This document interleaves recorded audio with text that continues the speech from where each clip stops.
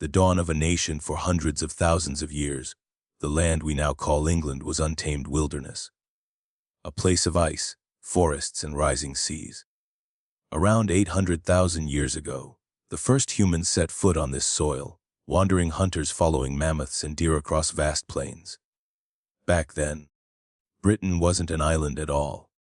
It was connected to mainland Europe by a great stretch of land known as Doggerland. Through this lost world came both animals and people, carrying tools, fire, and the first sparks of civilization. When the last ice age ended roughly 13,000 years ago, the glaciers melted and the seas rose, swallowing Doggerland beneath the waves. Britain was cut off from the continent, forever shaping its destiny as an island apart, isolated yet open to new arrivals. By 4000 BC, early farmers began clearing forests, planting crops, and raising livestock. Across the chalk plains of Salisbury, they built the monumental stone circles of Stonehenge and Avebury, vast temples aligned with the movements of the sun. No one knows their full purpose, but they reveal a people deeply connected to the earth and sky, capable of organization and awe-inspiring vision. As centuries passed, new tribes and cultures emerged. They crafted tools of bronze and later of iron, creating trade networks that reached as far as the Mediterranean. By the first millennium BC, the island was home to Celtic tribes, the Britons, who lived in fortified hill settlements, worshipped nature, and spoke of spirits and warriors. It was a rich and complex world, but one soon to be transformed by the greatest power on earth, Rome. From Rome to the Saxons in 43 AD, the Roman Emperor Claudius launched his invasion of Britain.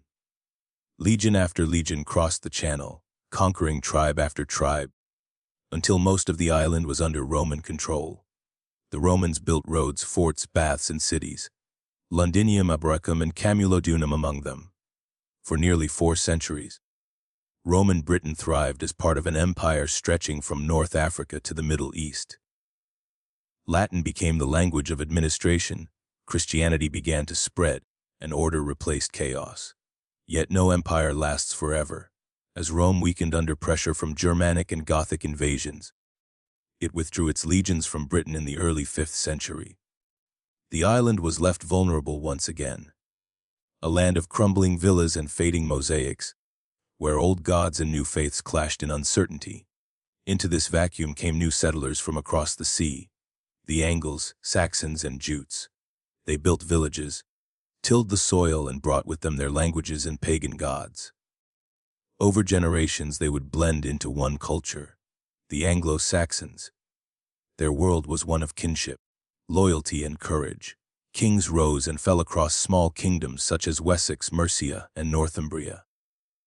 They spoke Old English, the ancestor of the language billions speak today, and began the slow work of forging a shared identity. The coming of Christian missionaries in the 7th century changed everything once again. The gospel spread through abbeys and monasteries, preserving learning in a time of darkness and giving birth to the written word in English. But England's unity was fragile. In the late 8th century, sails appeared on the horizon, sleek ships filled with warriors from the north. The Vikings had arrived, and they would forever change the course of English history. The age of invasions, the Viking raids began as lightning strikes on coastal monasteries, but soon they turned into full-scale invasions. Entire armies from Scandinavia poured into the heart of England, burning towns and seizing land. By the mid-9th century, nearly all the Anglo-Saxon kingdoms had fallen. Only Wessex remained, ruled by a young and determined king, Alfred the Great. Alfred refused to surrender. He reorganized his army, built fortified towns, and even constructed a fleet, England's first navy. Through courage and cunning, he pushed back the invaders and forged a fragile peace. Under his leadership, education and learning were revived, and the dream of a united England began to take shape. His grandson Athelstan would fulfill that dream. In 927 AD, he united the kingdoms under one crown and became the first to call himself King of the English. But unity invited ambition. In 1066, after centuries of growth, England once again faced an invasion that would change it forever. When King Edward the Confessor died without an heir, 3 rulers claimed the throne. Harold Godwinson of England defeated the Norwegian king at Stamford Bridge, but just weeks later, he faced Duke William of Normandy on the southern coast. At the Battle of Hastings, Harold was killed, and William, known to history as the Conqueror, became king. The Norman conquest was a revolution. Castles rose across the land. French became the language of power, and the old Anglo-Saxon elite were replaced by Norman lords. The Domesday Book recorded every village, every acre, and every person in the kingdom. It was both a symbol of control and a snapshot of a medieval world in transformation. Over the next centuries, the Norman and Plantagenet kings expanded England's influence. They fought in France, launched crusades, and laid the groundwork for a centralized monarchy. But power breeds conflict. When King John was forced to sign the Magna Carta in 1215, it marked a turning point, the beginning of the idea that even kings must obey the law. Reformation, Empire, and Revolution, the late Middle Ages brought both greatness and tragedy. The 100 Years' War against France produced heroes like Henry V and moments of national pride, yet it drained the treasury and exhausted the land. Then came disaster. In 1348, the Black Death swept across England, killing nearly half the population. Entire villages vanished, fields lay abandoned, and the rigid feudal system began to crumble. The peasants who survived demanded freedom, and rebellion erupted across the countryside. The 15th century plunged England into further turmoil. The Wars of the Roses, fought between the rival houses of Lancaster and York, turned the kingdom into a battlefield. At last, in 1485, Henry Tudor defeated Richard III at Bosworth Field and became Henry Sivu, founding the Tudor dynasty and restoring peace. His son Henry Viking would make England one of the most powerful nations in Europe, and one of the most controversial. When Henry VI broke from the Roman Catholic Church and founded the Church of England, he changed not just religion, but politics and society forever. Monasteries were dissolved, wealth was seized, and a new Protestant identity began to form. His daughter, Elizabeth I, brought stability and ushered in a golden age. The arts flourished under Shakespeare and Marlowe. Explorers sailed across uncharted oceans, and English ships defeated the mighty Spanish Armada in 1588. England had entered the age of empire. But power brought new divisions. The 17th century saw the rise of the Stuarts and the clash between monarch and parliament. Civil war tore the nation apart. King Charles I was executed in 1649, and for a brief time, England became a republic under Oliver Cromwell.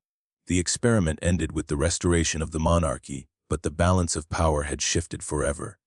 In 1688, the Glorious Revolution established parliamentary supremacy and ended the divine right of kings.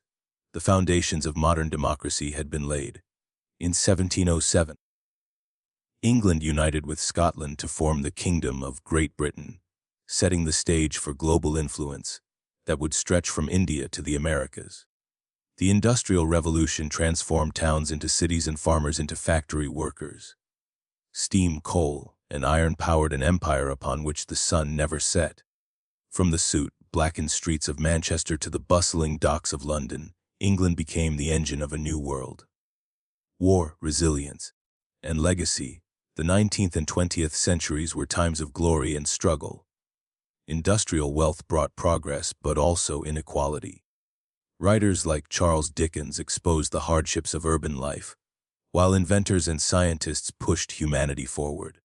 The Victorian Age saw the British Empire reach its peak, a vast network of colonies linked by trade, power, and ambition. Yet beneath the grandeur, the seeds of change were growing. When the First World War erupted in 1914, England sent millions of young men to the trenches of Europe. The war scarred a generation and shattered old certainties. Barely 2 decades later came another global conflict, the Second World War. During the Blitz, London burned under German bombs, but the people refused to yield. From the speeches of Winston Churchill to the courage of ordinary citizens, the spirit of England shone through its darkest nights. After the war, the empire dissolved, but a new era began. England rebuilt. welcomed new communities from across the Commonwealth, and emerged as part of a modern, multicultural Britain. Its influence remained in language and law, in science, and in culture. From Shakespeare to the Beatles, from Newton's laws to the Internet age, England's contributions have shaped every corner of the world.